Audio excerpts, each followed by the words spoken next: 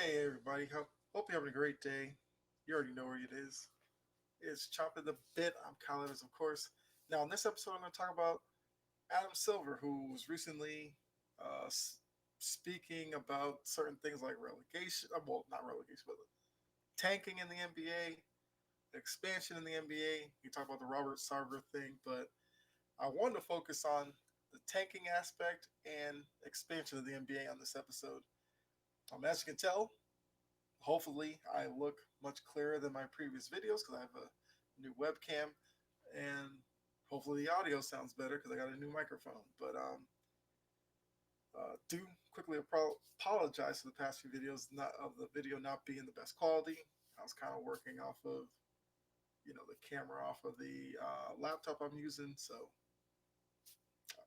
I mean it is what it is for those. But from here on out, you should get this better quality, and hopefully you appreciate it and appreciate you guys sticking through as I've been going through some changes here on the podcast. But I think we're ready to really take off from here. So with that, let's go ahead and dive into this episode and see what Adam Silver had to say that got me a little bit interested.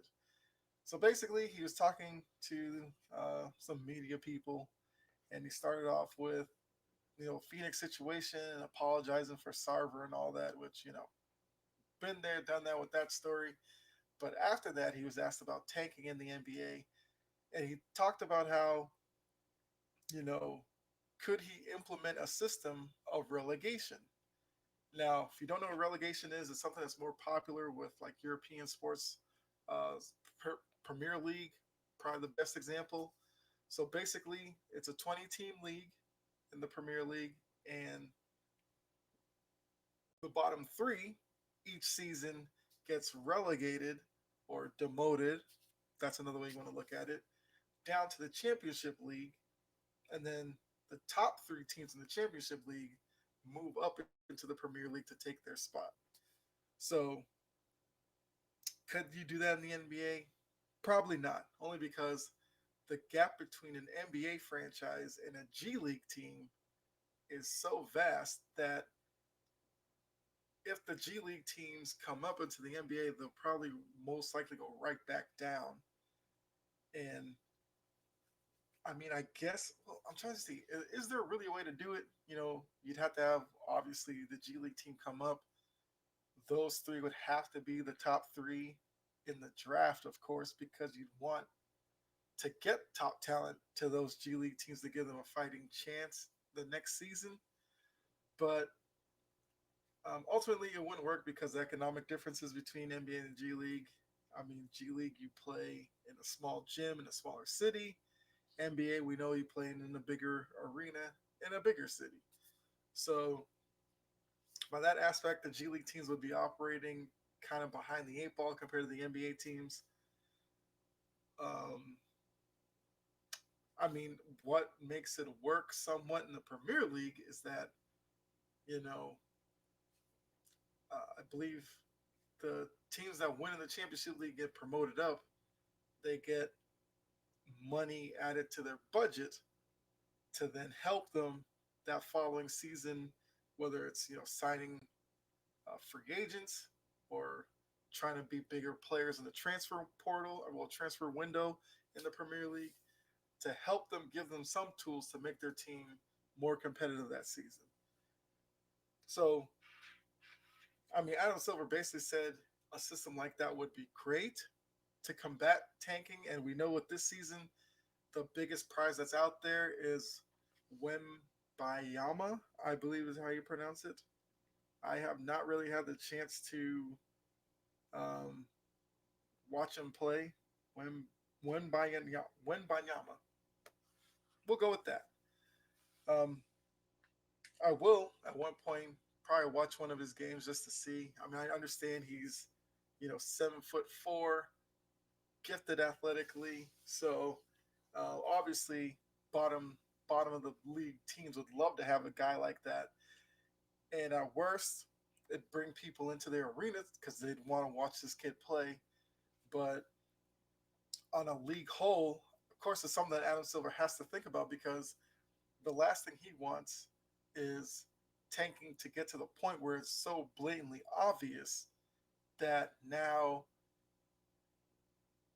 maybe the integrity of the game and games on the schedule become compromised because you know fans can look at it like, oh, this team's coming to town. Clearly, they're going to phone it in. Why should I go watch it? So it's something that Silver has to keep in mind. But ultimately, can you really make it so that you know none of your teams are blatantly tanking? It's tough to do because there's a fine line between tanking and a team just not being good as constituted. So, like I said, unless the teams make it obvious where they're like sitting out, I guess their top level players for blocks of the season for whatever reason, that's kind of like rest or a bunch of coaches' decisions, stuff like that. Then you might want to dig into that. But ultimately, if the team is just bad because the talent's not good, you can't really say that they're tanking when it's just the fact that the team's just not any good. So, like I said, it is something that Silver does have to keep in mind. I think maybe where the NBA goes with this is that they they've already changed a little bit of the rules for the draft with the whole ping pong ball thing and how much is weighted for the bottom three teams. They've closed that gap between that and the rest of the lottery to make it a little bit closer. I wonder, do we get to the point where now all the lottery teams are just thrown in with the same amount of chance to get the number one pick, and that way you can't really you can't really tank because just being the worst team just makes you one out of, was it 14 for the lottery to get the number one pick. So maybe that's the answer to tanking. I don't know. Um, I wouldn't mind it because yeah, you look at it as, well, if I'm the worst team, shouldn't I just get the number one pick because that's fairest to me? But I mean, I guess I see where that point of view would be coming from. But I think it's something where the league wants it that we can't have teams consistently being, the worst or bottom three year after year after year, because at that point it's like, are you as an organization just not getting how this draft works, or do you just not care to get any better? So once again, we'll have to see in the future what ultimately happens with draft and tanking and all that. What new measure does Silver put in? But then after that, he talked a little about expansion because the universal thought is that the NBA is going to expand two more teams to get to 32 and have it be Vegas and Seattle. Vegas part we kind of know because LeBron's basically said he wants stake in the Vegas NBA team. Seattle seems like the minute they lost the Sonics to Oklahoma City, which then became the Thunder, Seattle is probably going to get a team back at some point because those fans are gutted when they lost that team. So I mean, I love it. I'm interested to see what they would name the Vegas team, number one, and two, Seattle team. Do they get their supersonic name back? Do we get the logo back, the team colors? Or I'm assuming they're probably going to modernize it a little bit, but maybe they don't go to supersonics. Maybe they're just the Sonics, and they kind of change up the color palette and all that. But I would love to see a team back in Seattle. As a '90s kid watching the NBA, I loved watching Kemp, Peyton, Nate McMillan, those guys up in Seattle with the crowds they used to have there, the alley oops to Sean Kemp and all that. Loved seeing it. I was mad as well when they lost their team. I'm not a Seattle fan. I'm a Boston Celtics fan, of course, but it was just cool seeing them.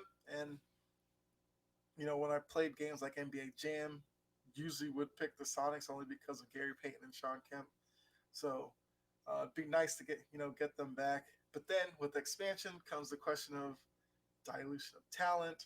And I mean, once again, that's another thing that Silver has to worry about with the NBA. But I'm thinking he's probably looking at it as with the influx of talent coming through the college ranks and with the international pool becoming a bigger deal year in and year out, that the league can handle expanding to two more teams. But that's always going to be the question of the talent wise and all that. So was it was an interesting little, I guess, Q&A session with Adam Silver. I mean, I'll continue to say that Adam Silver is probably the best commissioner right now in terms of the major sports, because it seems like he's the one who's like most open to tinkering the game, not making it seem like the game is perfect as is. And if something makes sense, he's usually up for making little tweaks here and there to the game, and I appreciate that. Plus, doesn't hurt that he probably has the best relationship with the Players and Players Association out of any commissioner going right now. So that definitely works in his favor. But I'm interested to see what comes of all this. I really am. So, questions for you for the comment section. One, um, do you think the NBA has a tanking problem? And would you like to see a relegation system implemented in the NBA? That's one. And then two, hypothetical world, Vegas and Seattle are not the next cities to get an NBA team. Which two cities would you like to see the NBA choose for a 31st and a 32nd team? Just to throw some out there, you know, maybe you put a second team in Canada to match with Toronto. Do you go Vancouver? Um, Vancouver, right there with Seattle in terms of location. Uh, believe Vancouver has a pretty big basketball community, so that'd be an interesting place to go. Like I said, you'd have one team in the East in Canada, one team out West in Canada. Builds a little bit of symmetry. Maybe St. Louis as a pretty big city. I'm not sure market wise how big they are, but that's a city you could look at. Um, Baltimore, maybe getting a team, create, I guess, a natural rival for Washington. Try to see what other major cities there are.